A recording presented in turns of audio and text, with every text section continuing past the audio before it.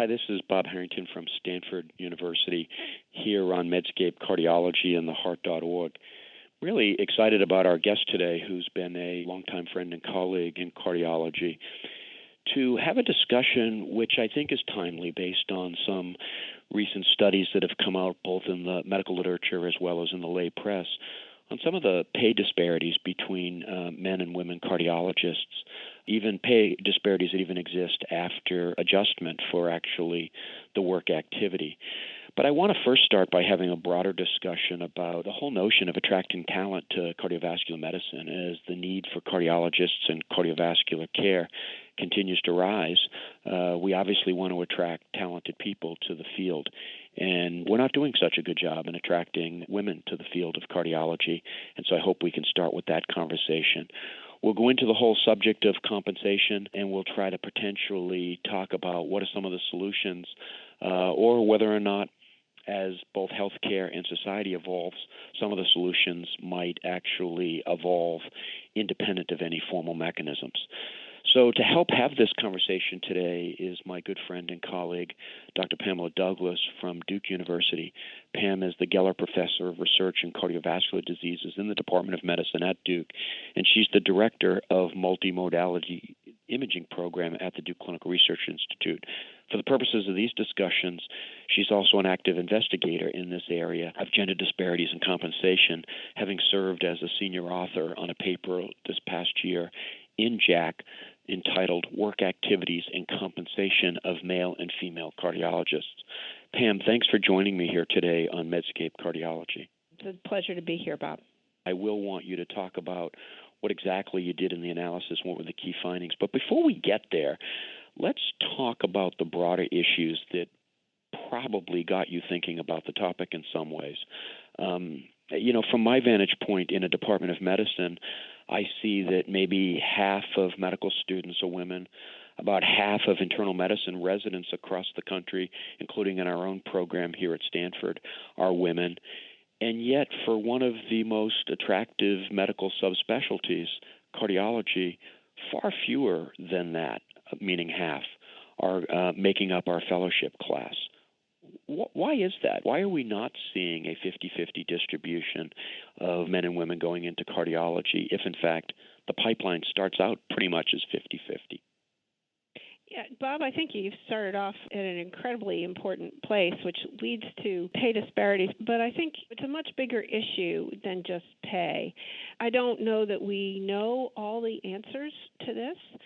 There's certainly some thinking that women are not interested in the more intense practices in cardiology, on-call, interventionalist, primary PCI, for personal or family reasons. That may well be. I think, though, to counter that, there's a couple of issues to bring out. One is that the vast majority of people going into OBGYN are women, and, of course, babies come in the middle of the night just like STEMIs. Women aren't afraid of either surgical specialties or serious on-call responsibilities. So then another piece of data in this comes from a really interesting survey that the European Society of Cardiology did and interviewed women both in intervention and those not in cardiology. And the most common reason for women not going into intervention was that they didn't feel welcome in the field, and not because they felt that they had family responsibilities. Now, interestingly, the men thought the women didn't go into intervention because of family responsibilities, but the women themselves felt they did not have a mentor, encouragement, and so on to go in.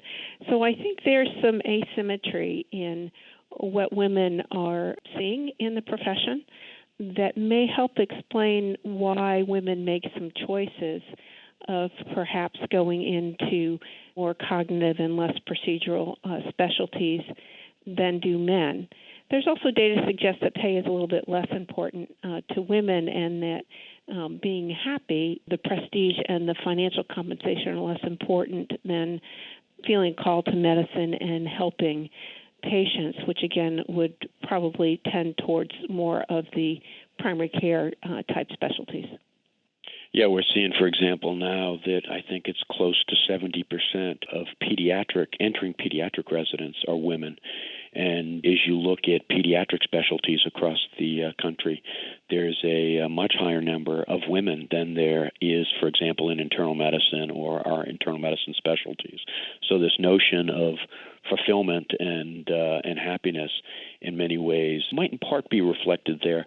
But I think you've hit upon something really key, which is the mentorship issue. From your vantage point as both a woman and a leader in American cardiology, what do you see as the framework for mentorship for women, and how have you observed that that's similar or different from the mentorship for men? I think some of it is similar. I think in cardiology, as well as in many other professions, not just specialties within medicine, women tend not necessarily to get the same opportunities that men do. We have tried very hard in cardiology to help women with some of these mentoring issues, negotiating, and so on. But that sort of focuses on the women themselves and rather than on the levelness of the playing field, if you will. And I think we really need to think about our culture and how we present ourselves as a profession and not just say that it's the women that aren't getting the mentoring they needed, or they're not responding, or they're not seizing the opportunity. We just completed this spring the third ACC Professional Life Survey, which we've done every 10 years. First one was done in 1995, 2005, and now 2015. And we recorded a consistently high experience of discrimination on the basis of sex by women each of these years. And disappointingly, it hadn't decreased at all, but really fully 2/3 to 3/4 of female cardiologists have experienced discrimination on the basis of their sex. And that's something that the profession, I think, should sit up straight and take notice, because I don't think any of us think of ourselves and think of our colleagues in that way. Yeah, no, I think that that's both important but sobering data in many ways. The cardiology community as a whole, I think, will be troubled to hear that level of both real and perceived discrimination, and certainly something, as you've absolutely indicated, as a community we need to think about and we need to respond to. Along the lines of thinking about and responding to, Pam, let's jump into the paper that you led a group that published in JACC this past year in 2016, as I said in the intro, entitled Work Activities and Compensation of Male and Female Cardiologists. Talk a little bit about sort of the background. I noticed that you have a very diverse group of authors on it. How did you get interested in it? Was this from your work in the ACC? Was this different than that? I note some ACC leaders on the paper. And then we'll get into sort of the methodologic piece and the key findings. Yeah, Bob, you're actually right. This came out of work doing in the ACC that started quite a number of years ago in terms of evaluating the workforce. And the ACC has always been cognizant of what's the supply and demand for cardiologists. How do we mitigate physician shortages using advanced practice providers, potentially, as well as racial and gender diversity issues. And many of the authors on that paper were part of the ACC Workforce Task Force. George Rogers chaired that. Others participated in it. And the issue of salary is always obviously a very delicate one. It's money. You know, we're always concerned about that. And it's always been hard to understand, yes, we see a difference in compensation, but what is that? How can we ascribe that perhaps to job description, productivity, types of work that cardiologists do, because we actually do an incredible amount of variety of types of services. And in casting about for the kind of data set that we might have that could shed some light there, we hit upon using data that's collected from cardiovascular practices by a group called MedAxiom. And they were kind enough to provide this data set to us. We felt it was pretty objective because it's collected from the practices by their practice administrators rather than physician self-reporting information. So it's the bookkeepers actually entering that information, so it's pretty likely to be accurate. And contained an incredibly rich amount of information about actual clinical activities, how many, what kind, what level, as well as detail about the types of practices, the number of people, the compensation plans and the practices, and so on. So we took this data, and MedAxiom gave us the data set, and then we had an completely independent analysis done at Duke Clinical Research Institute to look at pay gaps between men and women, and then controlled them for everything we could possibly think of, actually over 150 potential covariates, and winnowed that down. A chunk of the difference is a difference in RVUs, which follows the higher percentage of men that are in the interventional and EP procedural components of cardiology. We all know that procedural RVUs are somewhat overvalued relative to cognitive RVUs, so I think that flowed together well in terms of expectations. But what we found using two different methods, both controlling very much for everything in the data set, we found a pay gap of in the mid $30,000 per year, $33,000 to $37,000 by the two different methods. You look at that and you say, that's not trivial. But if you think that adds up to over $1 million in the course of a career, then that is seriously not trivial. I found that striking, that when you first look at the RVUs and the difference by intervention versus non-intervention, in the unadjusted way, you can sort of start to say, okay, I get that. But when you do the careful adjustments that your analyses did, to me, who worries about equity across a department, seeing $30,000 pay gaps when adjusting for similar characteristics is pretty disturbing. When this came out, Pam, what was the reaction of the community? Did people say, I don't buy this, or did people say, we got some issues to deal with here? Yeah, both. Yeah. Not surprising. We get both. And it's split along gender lines a little bit. The men came out and said cardiologists are paid by compensation plans by and large in practices, and I've never seen a pink compensation plan or a blue compensation plan. So that was an interesting quote. But there's others that said, cardiology really isn't any different from any other profession or job description. And certainly in the large world out there, virtually every profession and every job that has been analyzed has shown a pay differential. In fact, sometimes somewhat larger than this, with women earning somewhere between 70 to 80 cents on the dollar. Actually, female cardiologists are in the low 90s, about 92 cents on the dollar for male cardiologists. So it's not surprising in that it's been seen everywhere. It's also been documented in cardiologists and academic cardiologists quite nicely by Reshma Jagsi, our lead-off, has looked at academic cardiologists and looked at it from a number of different data sets. Successful mid-career NIH-funded investigators show a pay gap, even after adjustments for rank and specialties and publications, everything that you can possibly think of, again, around the mid-$30,000 range after it's adjusted.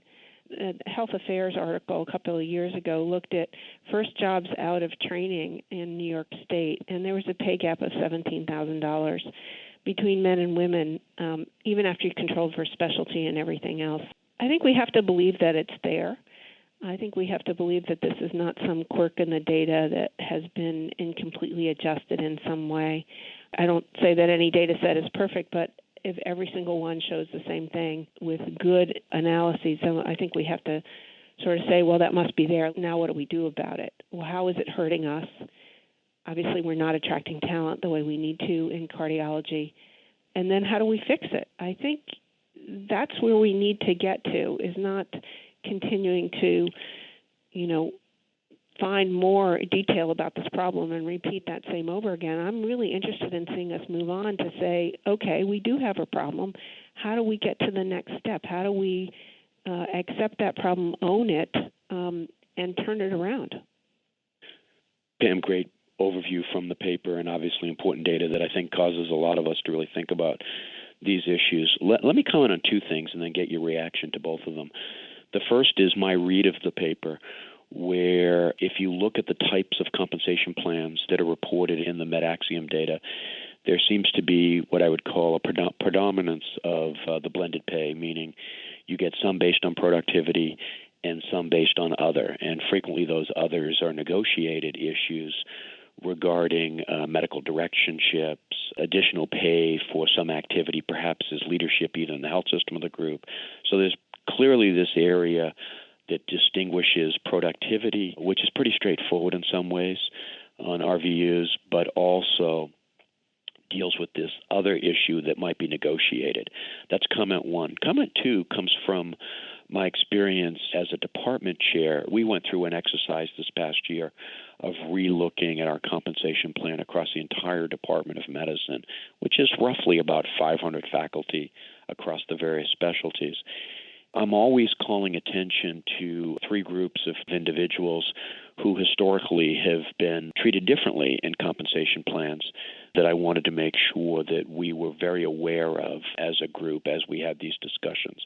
One is women relative to men, and as you've rightly noted, most of the data from a variety of sources suggest that women are paid less than men for similar work, or in the case of academics, for being at a similar point in years out of training, rank, productivity, et cetera. And secondly, underrepresented minorities, where we see some of the similar issues. And thirdly, and maybe this gets into the negotiating point, I call it the quiet person phenomenon. The person who goes about doing their job and doesn't complain much, is not a squeaky wheel.